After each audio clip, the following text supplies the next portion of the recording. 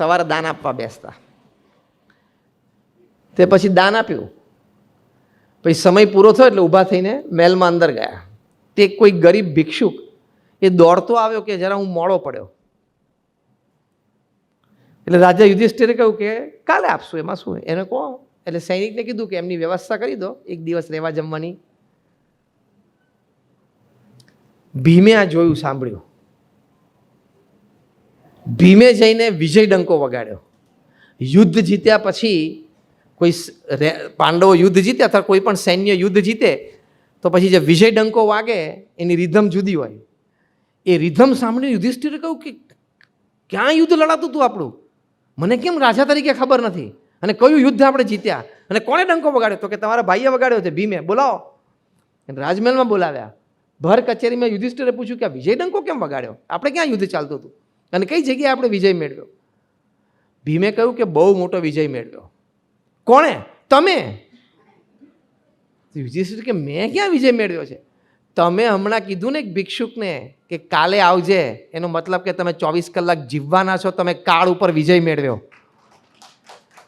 યુધિષ્ઠિરને click થયું કે વાત તો સાચી છે, કારણ કે 24 કલાક પછીનો કોઈને નિર્ધાર નથી. નિર્ધાર આંગળી ઊંચી કરો તો કે I will see tomorrow sunrise. કોઈને ખબર નથી. એ તો કાલ તમારા કોકમાં સમાચાર આવે, મારા સમાચાર તમને આવે, આમાં કાંઈ નક્કી નથી.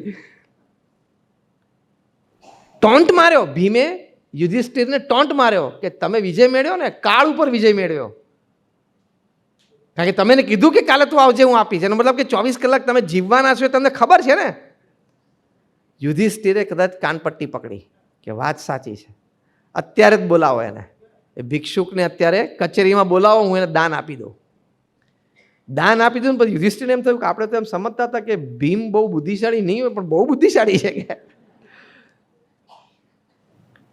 એટલે એક કહેવત છે, કલ કરના હૈ વો આજ और आज करना है वो अब. એવી ભાવના રાખીએ, એવો વિચાર રાખીએ અને એવું આપતા રહીએ તો ભગવાન આપણને પણ વધારે આપે. Once you start giving, God starts giving to you. કારણ કે એમ થાય ને કે હું આને આપું છું ને, is an route to my final destination where I have decided this to go.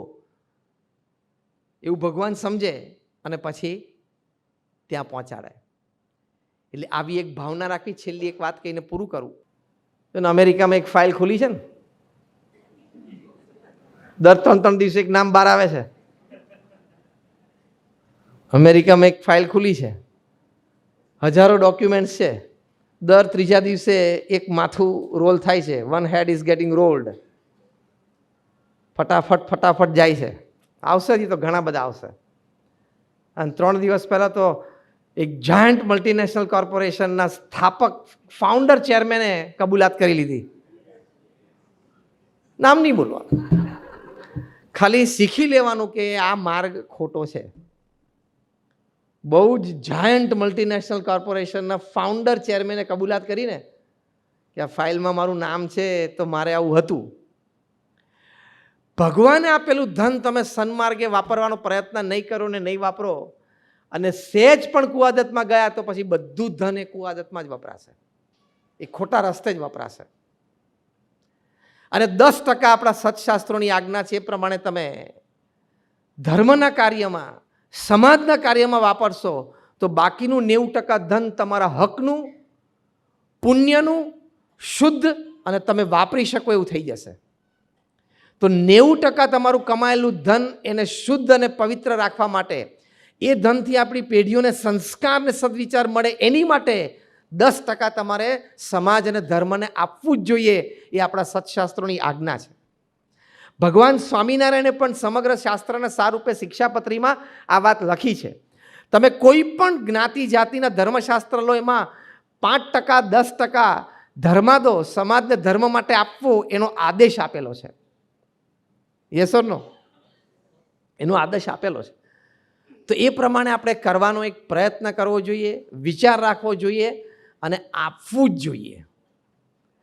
તમારે એમ વિચારવાનું કે આજે મેં કંઈ નથી આપ્યું તો દિવસ થોડોક બરોબર ગયો ના કહેવાય. અને મહિનો એવો જાય ને તો પછી મહિના પછી તો પહેલું કામ સવારે ઉઠી કરીને આપવાનું જ. ગિવિંગ ઉપર ઘણા બધા રિસર્ચ અને એક્સપેરિમેન્ટ્સ થયા છે કે માણસ જ્યારે આપે છે, નિસ્વાર્થ ભાવે આપે છે, ખુલ્લા દિલથી આપે છે, પ્રશંસાની અપેક્ષા વગર આપે છે, ત્યારે એના શરીરમાં કેવા પ્રકારના હાર્મોન્સ રિલીઝ થાય છે, એ હાર્મોન્સથી એને ફિઝિકલ, મેન્ટલ, ઇમોશનલ કેવો લાભ મળે છે, એ બધી વાતો ઉપર ખૂબ રિસર્ચ લખી છે. ડૉક્ટર જેમ્સ હાઉસ, આ પણ તમે રાત્રે જઈને ગૂગલ ઉપર આર્ટિકલ વાંચજો. યુનાઇટેડ સ્ટેટ્સમાં મિશિગનમાં ડૉક્ટર જેમ્સ હાઉસે 10 વર્ષ સુધી એક સર્વે કર્યો ઓન 27,000 પીપલ. 27,000 લોકો ઉપર 10 વર્ષ સુધી એમને રેગ્યુલર સર્વે ચાલુ રાખ્યો. Doctor James House from Michigan, United States. મુદ્દો એ હતો કે when you selflessly give with an open heart and without the expectation of recognition, તો તમને લાભ શું થાય છે?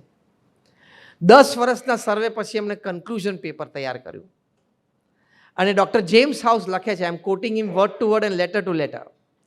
ડૉક્ટર જેમ્સ હાઉસ લખે છે કે now it is a clear evidence that giving selflessly has definite health benefits.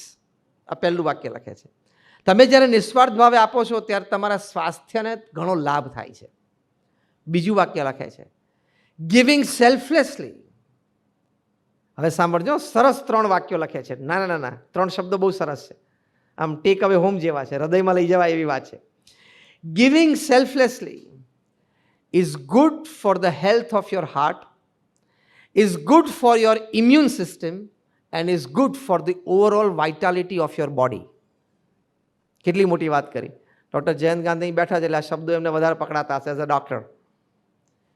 Giving selflessly is good for your heart, good for your immune system and good for the overall vitality of your body. Givers have this advantage.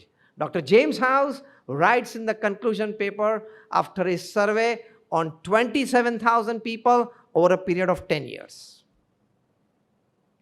કેટલો બધો લાભ છે.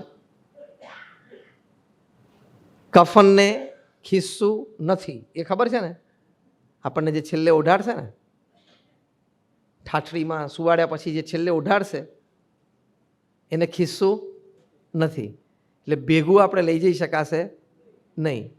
હવે reverse વાત કરું, મૃત્યુ થશે ને પછી દીકરાને અને વધારે તો દીકરાની વહુને એને ખબર હશે કે પપ્પાને દાંતમાં કેવિટી પુરાવામાં 2 સોનાની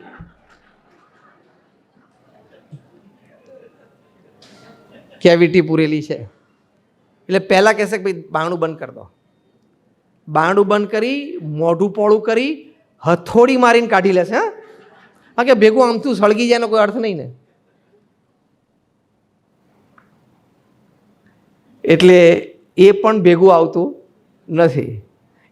એના કરતાં એક ચેપ્ટર આગળ એ પણ લઈ લેવામાં આવે છે. તેની કરતાં દઈ દેને કોકને